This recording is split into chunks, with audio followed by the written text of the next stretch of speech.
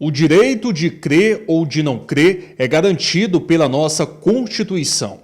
Mas o que era para ser algo comum acaba se tornando um discurso de ódio, racismo e preconceito entre as pessoas e os praticantes de diferentes religiões. O estado do Piauí hoje é o quarto estado que mais violenta as comunidades tradicionais de matriz africana. Então, recentemente, tivemos uma jovem que sofreu intolerância religiosa. A partir do momento que ela foi violado o seu direito à liberdade religiosa de usar o seu fio de conta, onde também ela foi agredida verbalmente, onde fisicamente, porque também foi retirado o seu fio de conta do pescoço. Então, naquele momento, ela foi violado o seu direito. E no mês em que se comemora o Dia Nacional de Combate à Intolerância Religiosa, uma nova lei foi implantada pelo governo federal que tornou mais severas as penas para crimes de intolerância religiosa. Para esse juiz, a nova medida prevê pena de até 5 anos para quem cometer qualquer violência contra manifestações ou práticas religiosas. Ela prevê uma série de medidas dando novos contornos ao tema, como o racismo recreativo, o racismo religioso, o racismo no esporte. E, além disso, ela prevê ainda uma regra de interpretação para que os juízes possam entender melhor na hora de julgar os casos, ter um sentido melhor sobre os fatos e o direito.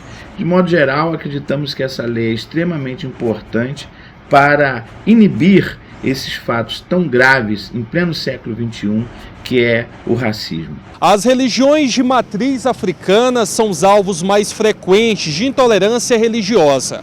Somente no ano passado, de acordo com dados do Ministério dos Direitos Humanos, foram mais de 1.200 ataques, um aumento de 45% a mais do que há 2 anos atrás. Casos assim que acabam sendo sentidos por muitos religiosos. Para essa pesquisadora, o caminho para o combate à intolerância religiosa é a educação. A gente, enquanto pesquisador, a gente, enquanto professor, a gente, enquanto religioso de matriz africana, a gente está investindo a cada dia na educação das nossas crianças, fortalecendo a nossa identidade enquanto afro-religioso. Então, a criança que frequenta os nossos terreiros, ela sabe o valor. Então, essa criança ela também vai começar a cobrar. Então, a ideia é que, fortalecendo os nossos valores, fortalecendo a nossa identidade, fortalecendo a gente enquanto coletivo, essa pessoa que permanece nesses atos aí de intolerância religiosa, mais cedo ou mais tarde ele vai se ver como aquele que é a exceção. A ideia é isso, é que toda essa violência de raça, de gênero e religiosa, ela comece a ser pautada nas escolas e em todos os espaços públicos. E o respeito à diversidade das religiões é fundamental para não dar espaço à intolerância religiosa. O verdadeiro cristão não deve praticar nenhum mal contra o seu próximo. Assim como nós queremos ser respeitados na nossa liberdade religiosa, nós devemos respeitar a liberdade religiosa do nosso semelhante. As pessoas que são de outras religiões não são nossas inimigas. Elas professam a sua fé, elas acreditam também em Deus. Nós precisamos aprender a conviver com o diferente. Nós precisamos abrir os olhos e o coração para a convivência.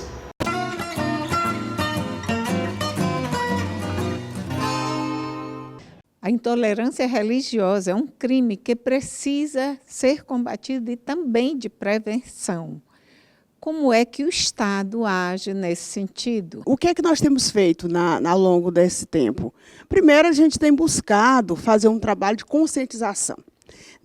Apesar da gente dizer, mas a gente não conscientiza as pessoas, mas a gente busca sensibilizar, a gente busca dizer para as pessoas que estamos em um tempo que não dá mais para suportar o desrespeito com o outro por conta da religião.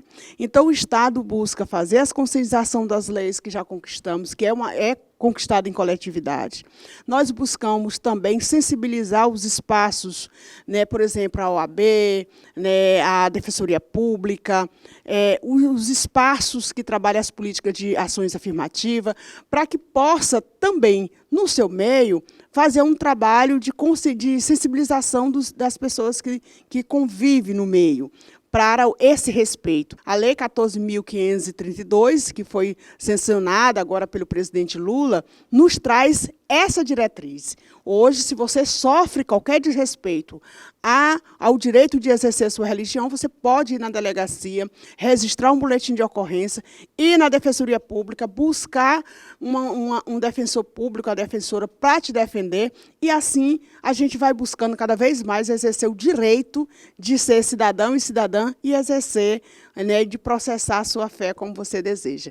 Essa é a forma que o Estado tem trazido, né, para a sociedade, que é preciso andar de mão dada, sociedade e Estado brasileiro, para que a gente possa viver dignamente ou, pelo menos, buscar a igualdade nesse sentido. Hoje, quando a gente pensa em matriz africana, nós não temos uma Bíblia, como os cristãos têm. Mas tem uma coisa que a gente acha muito importante, que é buscar conhecer, né, a história da matriz africana. E um dos lugares que a gente precisa, para acabar com o preconceito, é ter o direito de sair da sua zona de conforto e ir num terreiro, né, num congá, numa roça. Vá! Eu não gosto de indicar livro, porque geralmente são várias concepções. Mas o que a gente costuma dizer é que não tem religião errada. Tem um preconceito que mora dentro de você. Então, conheça, porque quando a gente conhece, a gente ama.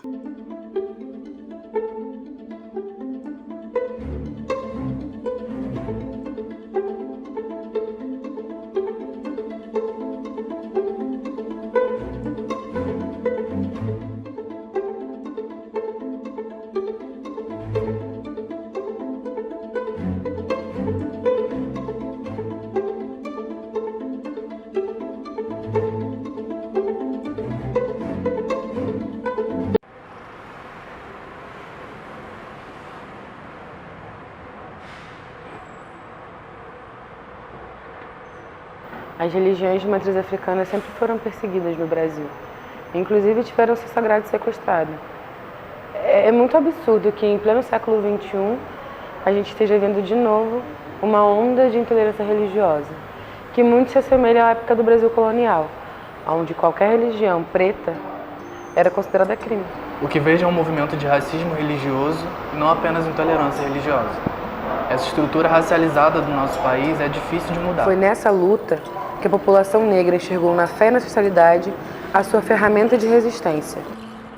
Os episódios de intolerância religiosa fazem parte do cotidiano que os nossos ancestrais nos deixou. Mesmo vivendo em um estado laico, fala em religião, as pessoas nos agridem. As nossas tradições de matriz africana. Por uma pedra.